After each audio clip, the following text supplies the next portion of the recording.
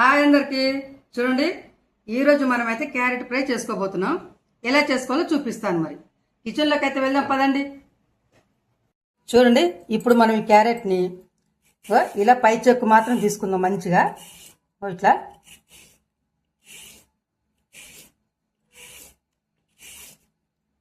ఇలా అన్ని వరుసగా తీసుకుందాం. చూడండి, వీటి చెక్కు తీసినాం కదా. ఇప్పుడు వీటి తల తోకలైతే అన్ని కట్ చేసుకుందాం.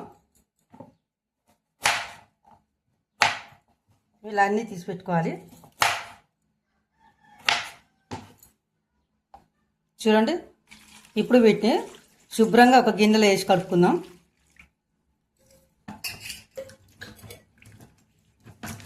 నీట్గా కలుపుకొని చూడండి, ఇప్పుడు వీటిని మంచిగా సన్నగా కట్ చేసుకుందాం. ఇలా ముక్కలు ముక్కలుగా కోసుకొని బార్కి ఇట్లా చిన్నగా కట్ చేసుకుందాం. ఇట్లా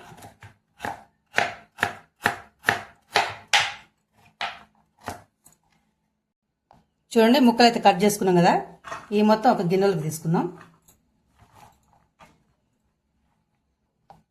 కొత్తిమీర కూడా కోసుకుందాం.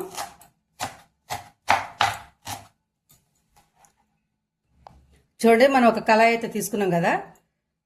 క్యారెట్ ఫ్రైకి సరిపోని ఆయిల్ అయితే నేను తీసుకుంటున్నాను. చూడండి, నూనె వేడెక్కింది కదా. కొంచెం శనగపప్పు, అలాగే కొంచెం మినపప్పు కూడా తీసుకుందాం. ఆవాలు, జీలకర్ర ఇవన్నీ వేస్తేనే బాగా టేస్ట్ వస్తుందండి క్యారెట్ ఫ్రై కాబట్టి. కొంచెం స్టవ్ తక్కువ పెట్టుకొని వేయించుకుందాం.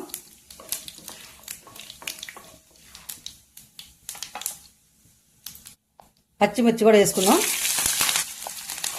క్యారెట్ వేసుకుందాం. చూడండి, మంచిగా 4 పక్కలు కలిసేలాగా కలబెట్టుకుందాం. మంచిగా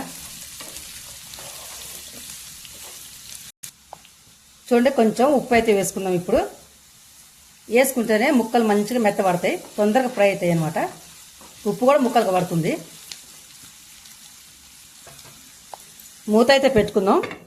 మూత పెట్టుకుంటే ఆవిరి పోదు కాబట్టి ముక్కలు తొందరగా మంచిగా మగ్గుతాయి. పసుపు కూడా వేసుకుందాం.